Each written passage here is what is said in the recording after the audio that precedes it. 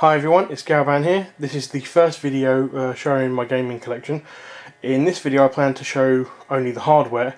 In later videos I will actually show software for specific consoles based on per video. Now as you can see, I'm just going to show you what I've got.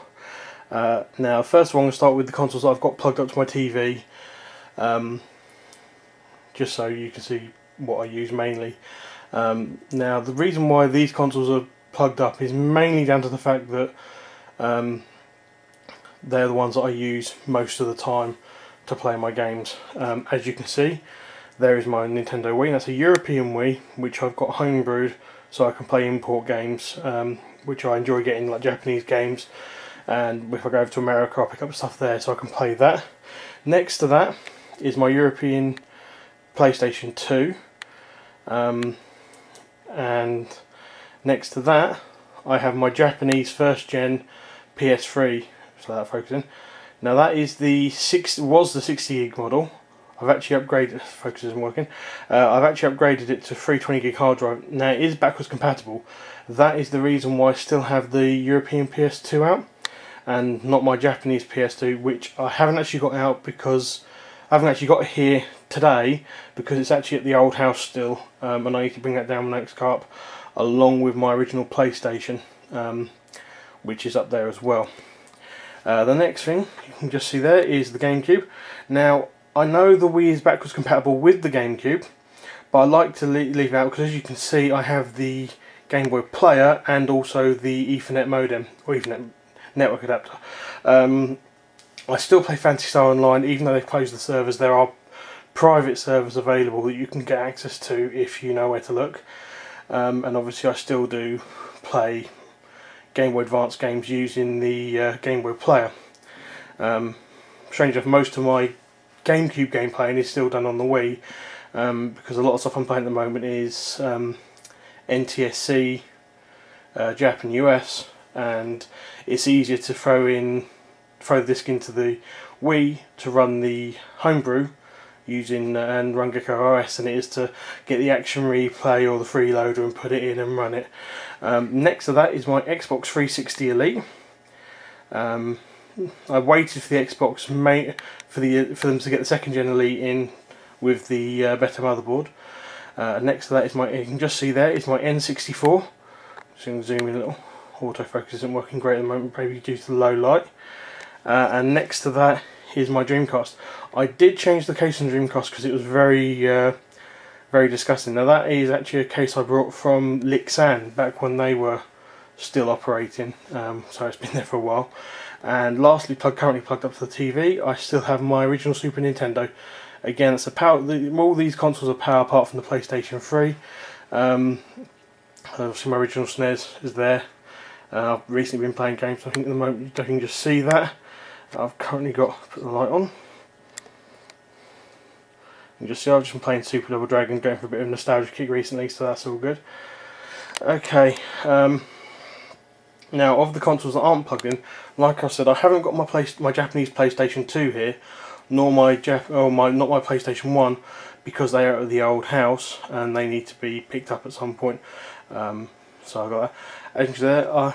As you can see there, I've got the Sega Mega Drive, or Genesis to those in America. First generation, rather grubby, needs cleaning.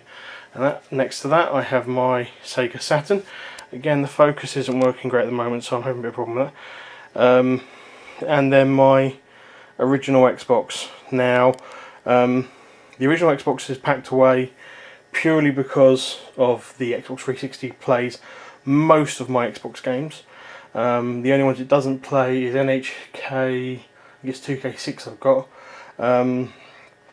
DOA Power Extreme Beach Volleyball 1, and Midtown Madness 3.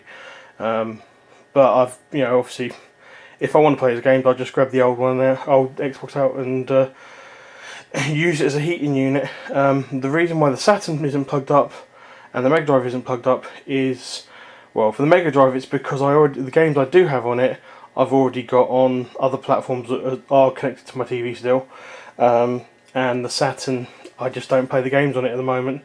If I want to play them, I'll get it out again like the Xbox just go out and play up. Right, well now we'll move on to the portable consoles.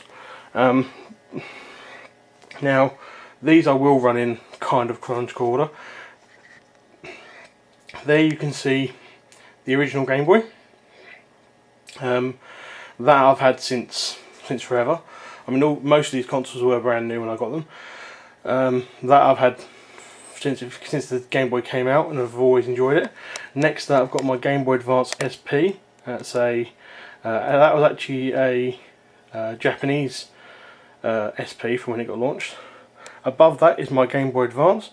Again, that was actually a Hong Kong or Japanese release. Can't remember. No, Japanese release. Day one Japanese release. And that is my original DS. Now that is the DS, American DS, which came with the Metroid Prime Hunters demo.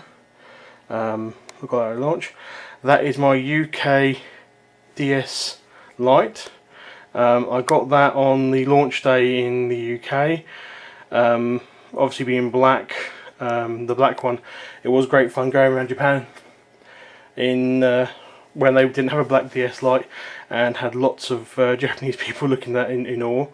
Above that is my Japanese black DSi. Currently my main DS use console. I still use the Lite obviously for things that need the GBA slot on it, but obviously most of that stuff is done by the DSi, or if because I still play a lot of the original Game Boy stuff, I still take my SP with me. Next up, it'll focus in, is my Game Boy Pocket. That's again the original one, and a Game Boy Color. Then next we have a Japanese original DS, which was brought on the release of the Japanese one. This is another UK black DS Lite. Both the DS and the Lite are my partners. Then we have her PSP, which is a Japanese first gen PSP, and her yellow Game Boy Color, and her WonderSwan Color, which I don't know if many people know, it's actually a small handheld made by Bandai before they joined Namco, and made a lot of games for that. At the moment, there's actually two consoles missing portable. One is my own PSP. I forgot to actually lay it out.